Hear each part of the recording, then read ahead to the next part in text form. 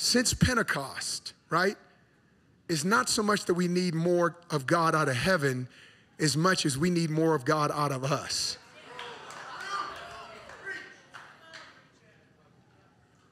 I don't think anything wrong with praying for an open heaven.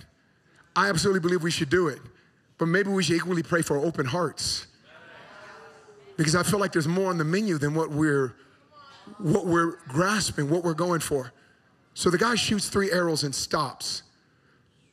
Why does he stop? Now, I tell you why I only asked for a peanut butter and jelly sandwich. Unknowingly, I had a poverty spirit. But poverty spirit it's not just about finances.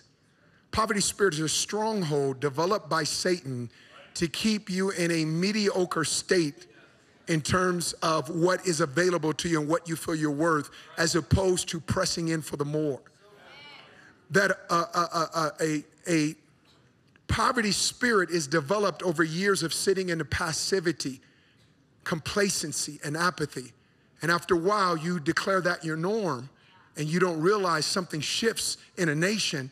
And God is summoning you, and he's summoning that new breed. There's a new breed believer inside of you. There's something in you. You're not a religionist. You wouldn't be here on a Wednesday night. Come on, somebody. You would not be here. There's something inside of you that's stirring. And now it's this thing, and this is where now I'm about to begin to land this plane. We know that he shot 3 arrows and stopped. The Bible says the man of God, prophet of God, was angry with him. And he said, you should have shot 5 or 6 times. Then you would have completely destroyed Syria. But now, essentially, he says you'll have partial victory, which obviously you know is partial defeat. Well, the narrative of this passage continues on. And I believe there's sometimes we've got chapters and verses to break things up, but you got to understand it was written not with chapters and verses. It goes on to say that the prophet died because we know he was sick.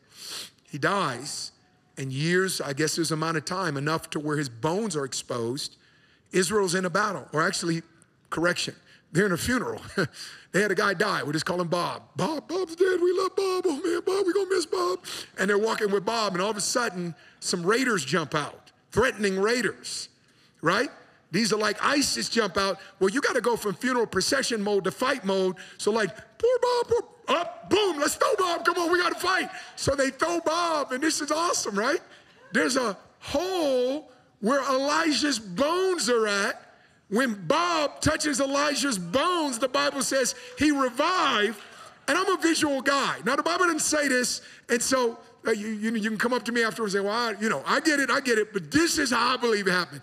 I don't think Bob just kind of sat there for a second, rubbing his back and going, oh, man. I think Bob jumped out of the pit. Come on. I think he started saying, charge. Let's fight. Come on. Let's go.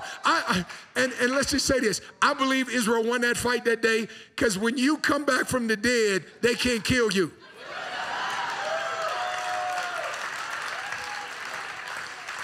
Some of us need to understand you've come back from the dead.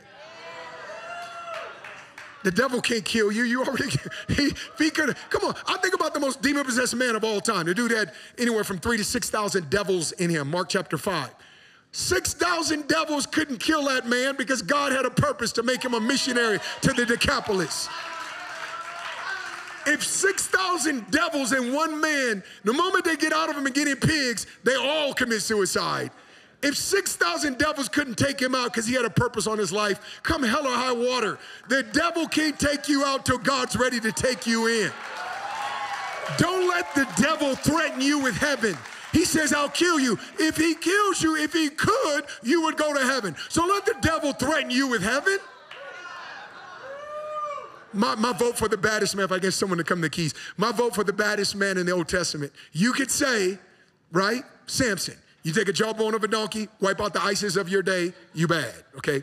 Bad as in not morally dark, but lethal, right?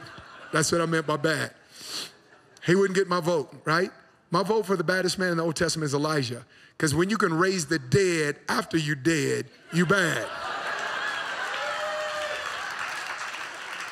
I want to do one rewind and we're going to close.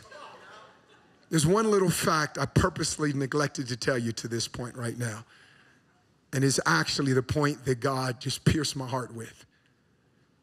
Rewind back from Bob being revived, just touching the bones. In other words, Elijah went to the grave with revival in his bones.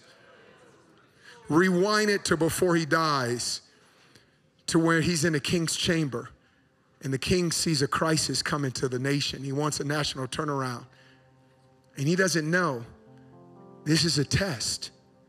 It's only a test. My kids grew up with 24-hour Cartoon Networks. When I grew up, you had to get up Saturday morning to see your Scooby-Doo, right? You weren't getting Scooby-Doo 24 hours a day and on 3 different channels and all that. Like, it's amazing. Man, I'm up early in the morning in my pajamas and sitting in front of a black and white television with a broken hanger trying to move it around and get Scooby without the, the contrast or whatever.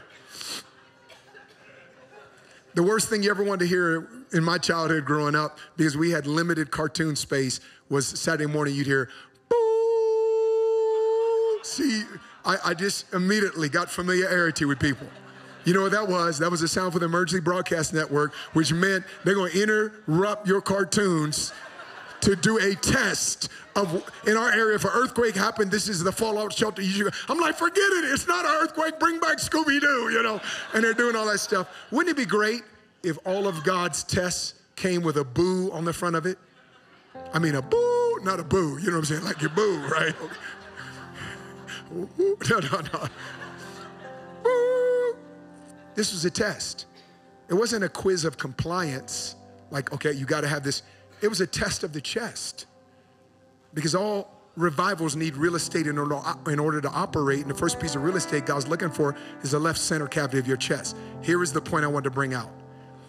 When the prophet, after he had shot the arrow declaration of war, the Bible says the prophet placed his hands on King Joash.